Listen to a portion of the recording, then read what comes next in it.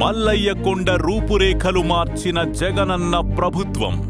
Mining కోసం ఆలోచనలు చేసిన గత ప్రభుత్వాలకు భిన్నంగా మల్లికార్జున స్వామివారి విశిష్టత నలుదిక్కులా చాటి చెప్పాలి, మరో శ్రీశైలంగా అభివృద్ధి చేయాలని ఆలోచన చేసిన ఏకైక ప్రభుత్వం మన జగనన్న ప్రభుత్వం.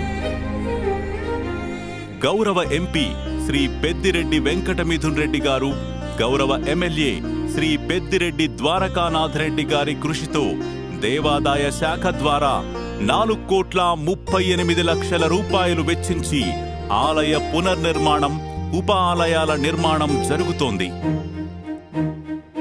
కొండ కింద నుండి ఆలయం వరకు రోడ్డు నిర్మాణానికి 9.89 కోట్లు, పంచాయతీరాజ్ శాఖ ద్వారా గెస్ట్ హౌస్ నిర్మాణానికి 50 లక్షలు, నీటి తొట్లు, పంపు హౌస్ మరియు ఇతర నిర్మాణాలకు 1.32 కోట్లు, ఇలా మొత్తంగా 16.9 కోట్ల రూపాయల వ్యయంతో వివిధ అభివృద్ధి పనులు చేపట్టి మరో చరిత్ర లిఖిస్తున్నారు పెద్దిరెడ్డి కుటుంబం, జగనన్న ప్రభుత్వం. అందుకే ఉండాలి జగన్, ఉంటాడు జగన్. ఫ్యాను గుర్తుకే ఓటు వేద్దాం, వైఎస్ఆర్సీపీని గెలిపించుకుందాం.